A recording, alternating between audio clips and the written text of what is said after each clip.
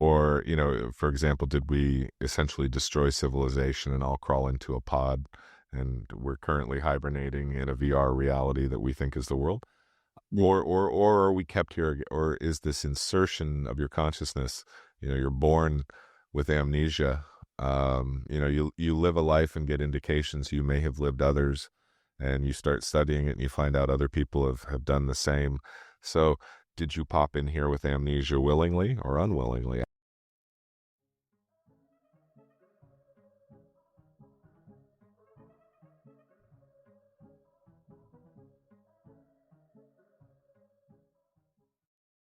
Hello, everyone, and welcome back to Shared Unknowns. So this week, Sean, I've got a news article of interest I think would be very fun to discuss. German scientists from the Friedrich Alexander University in Germany have recreated a level of hibernation that bears and squirrels make. And this is the main emphasis of this is actually human hibernation for space travel. So one of the biggest problems that we have when we're trying to hibernate is obviously we use the cold. We freeze people. But the issue with that is brain tissue freezes and it has water crystals form. And of course, that's very deadly for humans. But they've managed to recreate how a bear and a squirrel hibernates using a mouse, which is great. And they've brought it back and it kind of functions like it would if it wasn't frozen, which is great. But a bigger question is, I suppose, on that note, in the eventuality that this does occur and we can hibernate humans and bring them back to life, where do you think human consciousness goes? If we hibernate a person for 30, 40 years, are they stuck in the dreams for 30, 40 years? How does that have an effect? And also, on the flip side, how do you recover someone from being stuck in their thoughts and their feelings and their dreams for 30 years and their conscious for 30 years, then wake them up to reality? I suppose there's a lot to unlayer here in that sense. I was a voracious reader of hard science fiction growing up, and I still am. I've read hundreds of stories and books involving cold sleep and all of the challenges around it, and I've never encountered anything that considered what happened with consciousness during that period of time. You're 2 for 2 the last couple episodes, blowing my mind with some of the stuff you brought forward. I would say that the only place we can really look right now is the question is the same thing that's happening during anesthesia, where there seems to be for a layman's terms, turning off of the microtubule action in the brain and a suspension of consciousness. Is that the same thing that's happening when you get the body down to those temperatures or in that state? And then again, it's a question of, well, where is the person being maintained? Because people who are in those anesthesia states still, they don't form memories of what's happening around them, but they do form memory. They have dream-like experiences and remember discussions in the room and other things, but they're showing no brain activity. So that's fascinating. Is there any speculation on it yet? Not really. I think the issue is it's so early doors, and but I suppose the more interesting thing as well is America and Europe are planning to start doing hibernation trials in the 2030s on actual humans for hibernation. So I think probably when they start doing those trials, I mean, it's a case of we need to do the trials and test to find out those kind of potential realities, because it could go anywhere. You never know where these possibly open-ended questions are going to go. And, can a human consciousness or mind survive being in hibernation for a length of period of time? We have no idea. But I suppose in the next 20 years, we'll probably start to find out. I suppose the good news is, though, is if bears and squirrels and other animals can survive hibernation for long periods of time, nature does always find a way to survive. Obviously, there's all the other aspects of the human body, the losing weight, the bone density in space and all of that stuff. There are other problems to solve, but again, the human consciousness one I think is going to be an interesting one to keep an eye on and kind of see where we go after these trials in the 2030s, because it might drive us insane. It might open new doors. We never know. We might have to find very interesting ways to kind of put people in therapy after this as well. Yeah. Well, I'd say the good news is it seems like, not to be too flippant, but the squirrels seem to remember where their nuts are Exactly. when they wake up. So one assumes that's the same squirrel that went to sleep. I think the implications for society are really astounding, because I think a lot of us who might be watching the show would immediately think of cold sleep for a prolonged space journey. But the flip side of that's been written about lots of times, and we saw it used in the three body problem, was people in leadership positions or great minds might be compelled to go into hibernation to reach further into the future and have greater influence over a longer period of time. And it's also a question of who the technology would be available to. Yes, exactly. It's there's all these things. It starts the higher up, and getting down to our average folk, is going to take a while. And I suppose on another aspect, one thing is how obviously people that have accidents and near-death experiences, and are in comas for a while, they can change. For instance, people might like a new type of food they've hated before. Or I think there was this one case, correct me if I'm wrong, but I remember someone woke up speaking a different language after a coma, didn't know that language at all. Obviously the mind seems to potentially, when it's in a state of comatose, it could reshuffle. So, you could potentially wake up a completely in the same body, but kind of a different person, which would be quite scary, I think. I think it would be very frightening, especially if all the people around you provide you your context and your validity, are saying that you're not who you're supposed to be, or acting right. That is a level of ontological shock, I think, for yourself. Well, that moves me to something I brought for you today. I wanted to talk about some things around the simulation theory, because we talk about it so much in this community. It's become very memed. It's understood at various levels depending upon how deeply you've delved into it. So back in 2003, Oxford philosopher Nick Bostrom published a paper that forced a genuinely uncomfortable logical corner. The argument is not that we live in a simulation, but it's that one of three things must almost certainly be true. That civilizations like ours have almost always go extinct before developing a simulation. That civilizations that reach that stage almost never run ancestor simulation, or that we almost are certainly living in a simulation right now. Now, a lot of people default that to, we must be in a simulation because it's possible. Now we kind of have to pick one of those, and there's no fourth one. The argument's powerful because it doesn't require exotic physics. It only requires accepting that consciousness can, in principle, be computationally instantiated, and that a sufficiently advanced civilization could produce far more simulated minds than biological ones. Now, where it breaks open is the fact that a simulation has to run on a substrate. An example would be Minecraft has to run on some kind of emulator or computer, something that can hold the program in memory and then place it into a visual context. But the question is that if this is a simulation, or if these simulations exist, is the substrate that they're being run on the base reality, or is it an infinitely regressional? How can you find the substrate of such a thing? Because each simulation would have to run on a substrate, and is there an eventual one? And I find it an incredibly interesting position, because I think the most compelling argument for us being in a simulation is the fact that the universe is not infinitely reductional. We have found the Planck floor, and we feel like we can see a edge to the observable universe that's an artifact of the Big Bang. But we have zero concept of what is past either of those limits. And to me, that indicates that we may be contained within some kind of substrate.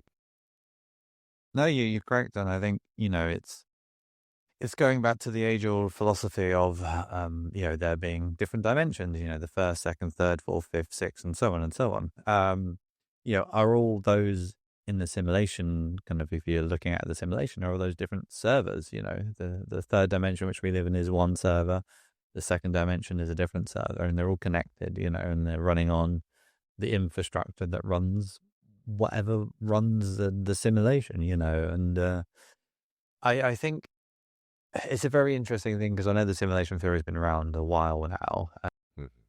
but I think we are reacting to humans react to what's in front of them, and with the level of AI advancements and people creating their own simulations from their own personal computers, this idea of simulation is just going to grow and grow and grow, because people can create their own simulations. So it's the classic old of, if we can do it, then someone else can do it. And if there's advancements in 1,000 years of civilizations, then they've probably done it already. And then are we part of that? Are we part of that simulation? Part of me wonders if, like you said, is it a chicken and egg situation? Are we recognizing something because we created something that mimics the reality we're in, and we're losing a context somewhere in there and assuming it's artificial because we created this thing? But I wonder if the inherent structure of the universe, like you're saying, with this dimensionality that we talk about, and other people in the more esoteric side will say words like not dimensionality, but oh geez, my brain's losing it here. Oh, good. Density. They say density a lot, and those two are sometimes kind of interchangeable. But we've talked before about lucid dreaming and astral projection and things, and regardless of whether you call that all just a dream or whether you break it down into more clinical terms, a lot of people, myself included, have experienced a great deal of continuity of consciousness while dreaming. We brought back memories and experiences. We've become lucid in those places and interacted. And I have to say that from all of the descriptions we try to weave together about what the fourth dimension or dimensions above this would be like, my dreams seem like they are that place, that there is a different flow of time and a different way of looking at it. You can almost move throughout it like time were a spatial dimension. And part of me wonders if that's where the substrate of our consciousness is what you and I are experiencing right now merely an island of stability for that consciousness? And that consciousness, while it spreads across different domains per se, that this is where it is focused into having a user interface and a means of continuity and a linearity of time that doesn't, like we've talked about before, there's no linearity of time in the dream world. I haven't yet learned how to build a sandcastle that'll be at the same beach when I go back tomorrow. And I have to build the beach again. I have to, all of that. So I wonder if sometimes we're putting the cart before the horse by thinking that these things are artificial and that we're just literally emulating nature.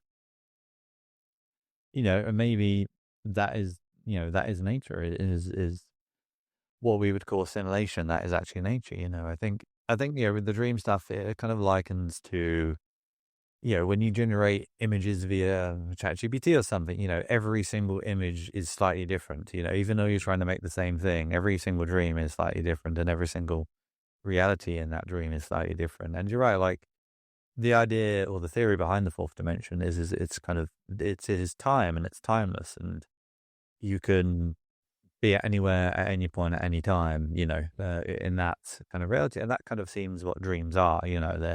They're timeless. You can go back or forward in time. And I dream a lot, and I have so many different types of dreams, and the time in those dreams can go back or forward or left or right, up or down. It doesn't really, there's no linearity, I suppose. And whereas in our dimension, or better the word currently on topic, our simulation, we are very linear with time in our own aspect. Now, I think there's some interesting things that people have said about CERN, for instance, the Large Hadron Collider, where, there's been a few things where they've switched it on, and when they originally switched on that, it created like a branch in time that we're currently living. Mm-hmm. Now, people in the simulation theory could say, well, yeah, that's just a new simulation, that a branch that we're on. So I suppose for me, the simulation theory is both interesting and also not interesting, in the sense where Yeah. it can kind of, the annoying thing is it can adapt to everything. Like there's always, oh, it's just simulation theory because of this. It's very fluid in a theory, and I think that's its both, for me, its biggest strength and its biggest weakness. We don't know enough about nature, everything, to even comprehend if the simulation is real or not. But in today's world, as we're recording this podcast, we can produce simulations ourselves. So again, it's like back in time when they thought everything rolled around Earth, all the planets, then the Earth was flat, and then this, and then that. We really are react to the big discoveries in front of us. And I think, whether the simulation theory will stick around in 50, 60, 100 years, I think quantum computers could do a lot to either kind of prove or deny the simulation theory. Yeah. Well, I think it brings us back. It's, if anything, in my layman's mind, that supports a multiverse interpretation is quantum computing, because it seems as if, from all accounts, that these computers are reaching into an unknown to pull out answers. So that's a whole nother show to begin with. Yes, yeah. I think you brought up a really good point that we can apply to the unknown and to UAP, especially when it comes to personal psychology and things and ontological shock, is that how seriously do we have to take some of these huge ideas if you can't find, if the meaning isn't known to humanity, not derived by all of us yet or accepted, then how much should we worry about it, and how much does it affect your daily life? Neo in the movie The Matrix needed to break out of the simulation. It ate him alive. It defined him. But somebody like Cypher very much was like, you know what? I think I'd rather go back to ignorance and juicy steaks and this place. So I think it's a different journey for everybody. But taking a step back and just realizing that if this thing is breaking you, then perhaps we should set it aside for a little while. So I've had to do that myself with some of these topics. Yeah. And also, interestingly, I think we're mentioning Neo wanting to break out the Matrix or the simulation. There's another world that isn't the simulation, and I think that's one thing. We're in the simulation theory. For it to exist, something had to create it, which means there was a world that wasn't a simulation, or like an existence that wasn't a simulation. And for me, if we are living in a simulation, that's the simulation is not what fascinates me. It's that world that isn't a simulation, that existence that isn't a simulation, because that's the real thing. A simulation effectively is just a simulation, but the real workings and the real minds behind what created the simulation is the thing that would always fascinate me the most, if it was proved that the simulation theory was real. I've always felt like there were three main possibilities there. If this is simulation, is this an improvement over where I came from? Is this a mask over something that was worse? Or, for example, did we essentially destroy civilization and all crawl into a pod, and we're currently hibernating in a VR reality that we think is the world? Yeah. Or are we kept here? Or is this insertion of your consciousness? You're born with amnesia. You live a life and get indications you may have lived others, and you start studying it and you find out other people have done the same. So did you pop in here with amnesia willingly or unwillingly? I think that's one of the most fascinating things to me. So another interesting area is obviously related to the simulation space and everything else is, is there anyone else living out there in our little either solar system, galaxy, or universe? I think that's one of our age-old questions, and one organization who's been searching for many, many years has been SETI. Now, they recently came out and said that they've basically think that space weather could be a major factor in the possibilities of not finding signals from other planets, from other civilizations. And because a lot of their work is done on radio waves and ultra narrow signals, all different types of signals.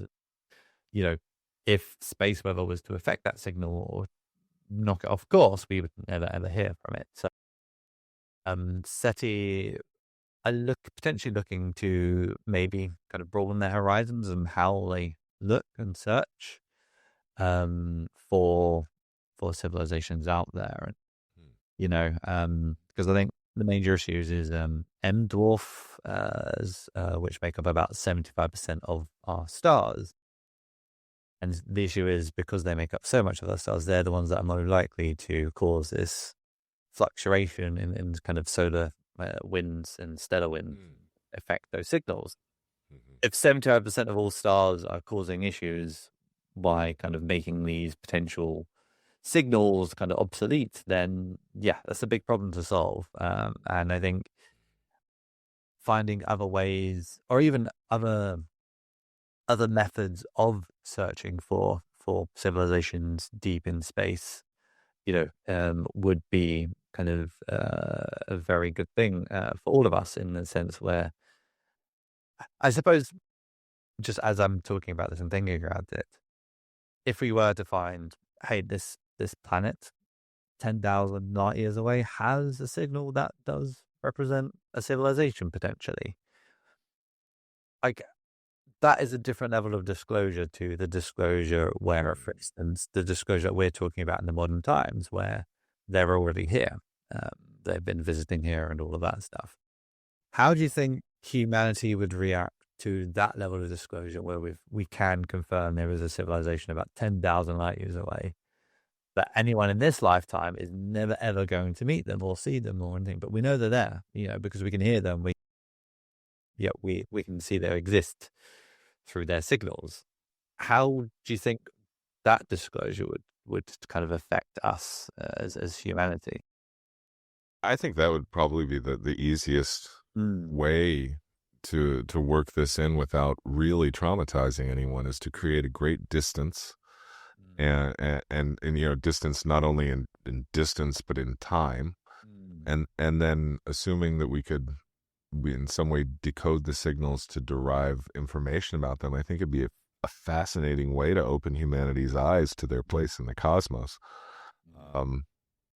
We'd always have those who would immediately, err on the positive side, and those who would err on the defensive or negative side, and that's just human nature. But I think that it would be the easiest way for a lot of people to really approach a deeper level of this, that there are other consciousnesses in the cosmos, and not just ancient evidence of microbes on Mars, perhaps, or things floating in the atmosphere of Venus or Jupiter.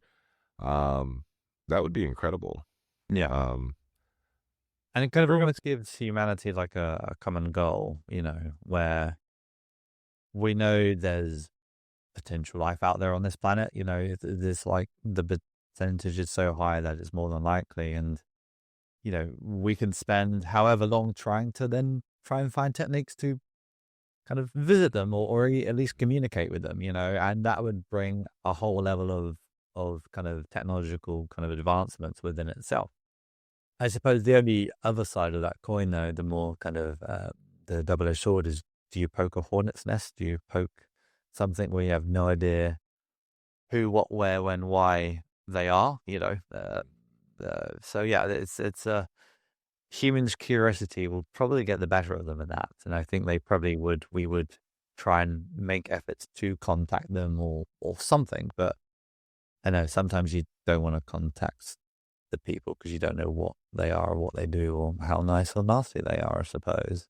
It becomes a real strategic problem because we're not convinced. You can talk to people who are stovepiped in a specific school of thought and physics and cosmology, and they will tell you that faster than light travel is absolutely not possible. And they're right. You can't travel by all means. You cannot go faster than light within this universe. But the more esoteric physics that talk about bending space and Alcubierre warp bubbles and things like that Wormholes, and wormholes have brought a great deal more credence to the idea that you may not be able to travel faster than light, but you can go around the corner to achieve it anyway by going around the rules. So if you were to find that civilization 10,000 light years away, what would be your guarantee that they couldn't be here tomorrow? Exactly. Yeah. And that's quite frightening. The whole, I think, what is it, the dark forest hypothesis? That was one of the things that was a lot of people know from three body problem. That everybody out there might be keeping their heads down and being quiet because there could be snakes and dragons out there, and bears and wolves. So. Exactly. Yes. Yeah. It's like, I suppose, it's like entering a new neighborhood and not knowing anyone that there. Who the good people, who the bad people, who the welcoming people, or who the people you want to never have a dinner with. To bring it back to the more science aspect, and to give respect and dignity to the work that SETI's doing. I think a lot of people think of, radio waves or television signals and things like that as this ripple that emanates out from the earth. And it's a great metaphor for teaching it, but it's a better exercise would be to put on your Wi-Fi headphones and walk away from the device that you're streaming from. And when you start going around corners or entering other rooms or going upstairs, the signal can no longer reach you because, in effect, it's bouncing off of things and then losing energy as it bounces. So as the signal goes out, every speck of dust, every planet, every nebula, even other force fields can decay and erode that signal. So it's not this powerful pulse that goes forever, but that's light does that. But but anyway, I think it would go a long way for a lot of people to understand it better by using that metaphor. It's not just a simple thing. So I'm glad SETI is attacking these problems and trying to figure out ways to essentially extend the range of our Bluetooth. No, exactly. And again, it'll be greater minds than me and you, Sean, who will discuss that issue. Which brings me on to, do you have anything else to share for this week? I have one. I don't want to take up too much time, but let's talk about the nuclear problem in UAPs. Everybody's pretty aware of the connection between UAP and the nuclear weapons infrastructure. It's been reported by civilian authorities, government authorities. There are numerous reports of UAP over both American and Soviet installations. There are verified reports of allegedly these UAPs affecting the timing and strategic value of those assets by either turning things on or turning things off. And aside from what I'm trying to get at, that's incredibly important. But there's another side to that coin in that the zeitgeist presents that the consciousness behind UAP is very interested in our nuclear weapons and our nuclear facilities, and that experiencers tell a tale of them being caretakers and wanting to warn us about mistakes that we could make with this technology for the environment and both for humanity itself. But then when you go back, there are no verifiable reports of UAP ever stopping a nuclear test or stopping a ecological disaster like Fukushima or 3 Mile Island or Chernobyl. But UAP are reported at some of those sites to have been seen by people observing these sites at both Fukushima and Chernobyl specifically. So we're brought back to the question of, if they're so interested and if it is so important, and if you don't mind, if we can leave this whole idea of a prime directive of non-interference aside, because it's clear they do interfere. The question is why only up into a point? What am I missing here? What do you think? You know my feelings on this. Yeah. I mean, I mean, there's a couple of different options. I mean, one, I suppose, yeah, it's like when a primitive species finds, a stick, and starts using that stick to catch a fish.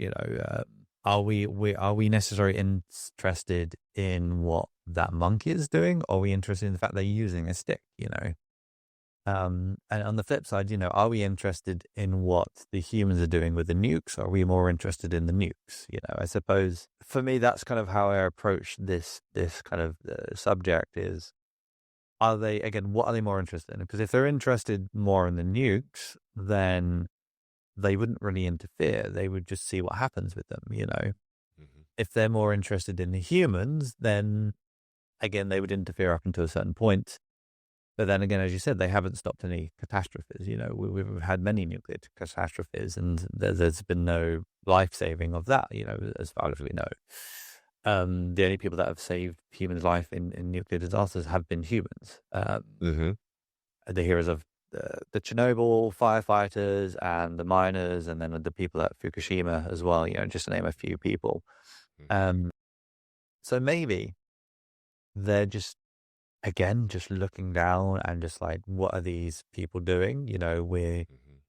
How advanced are their weapons? How advanced are their nuclear infrastructure? Because for all we know, they've got like a roadmap of it's fine if they're here, it's fine if they're at this point in their cycle, it's fine if they're at this point in their cycle. Yes, they may blow themselves up here or there, but they're not going to destroy their planet yet. Maybe they will interfere once we do have planet destroying capability. Or I think the issue is, at the moment we don't have any one weapon that will destroy the planet, because the only way that we'll destroy the planet with our nukes is by launching how many thousands of them. We'd have to launch all of them to destroy the planet. So maybe they're not fussed in that sense because they don't think we're capable of doing that, and we wouldn't do that. Based off maybe patterns in human behavior and our history. We have wars, we have disasters, but we have never, as far as we know, this civilization, we have never destroyed this planet. Mm-hmm. So based off that, they were like, well, if they haven't destroyed their planet now, then they're fine. Yeah, it ranges all over the map for me, this idea that there are these logical contradictions, and usually the excuse used is a prime directive type thing. But if we talk about the environment as well, the number of witness reports, experience reports, / abductees, etc., that have stated that they made a very firm point about talking about the environment, the health of the planet Earth, and how important it was, and how important it was to them. And in the cases where UAP claimed to be descendants from the future, or a branch timeline, or something where our actions would affect our those being our descendants' futures, etc., directly. Again, we're back to that point where humanity is so impregnated with microplastics at the moment that they've been found they're believed to be in the human sperm of all males alive. Yeah. And so that's probably true for all mammals, animals, etc.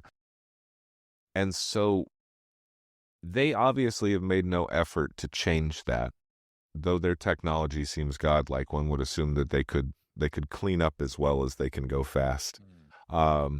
Now, it's not their job to do it. We messed this place up. But if this place is more important than us, then why did we find garbage at the bottom of the Marianas Trench? Why aren't the UAP,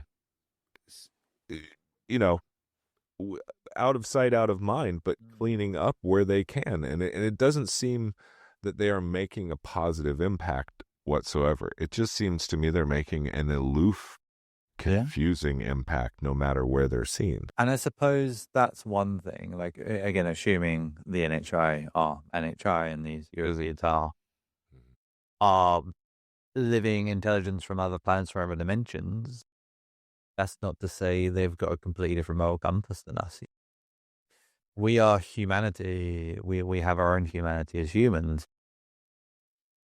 A potential intelligence from another planet, from another dimension, might have a very different compass. I mean, might not even have morals, they're purely scientific, they're purely this, they're purely emotional based, they're whatever, we can only base off what we would see and we would do as humans. Like if we saw a natural disaster, send people out to help, if there was a nuclear disaster, we've sent people out to help, even if they've sacrificed themselves,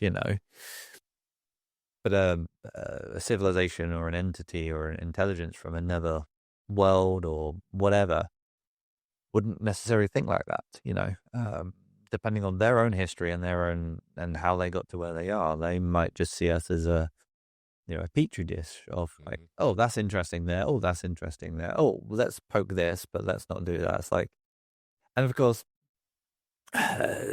we just don't know what they're thinking, I suppose, at the end of the day. But also, if they are from one of the theories, like you said, that they are ancestors from the future, potentially, and maybe what we're doing is actually fine and humanity does end up okay, Right. There's at least from our public knowledge, there's been no great interventions that we've known of. Maybe there's been interventions behind the scenes that we don't know of course. There's a lot of secrets they go on, of course. But maybe we do turn out all right, and even with all this nuclear potential disaster, actually nothing really happens. There's a few near misses. Humanity is good at near misses, is what I can say. We will change. We will be different than we are in the future. I think, I think I'm not going to worry about it that much. No, exactly. It's and if we do, then we're going to have a lot of sleepless nights. So. Yeah. Don't forget to hit the like and subscribe button. Share this with somebody who's ready for it. And I'll see you on the Nanu app.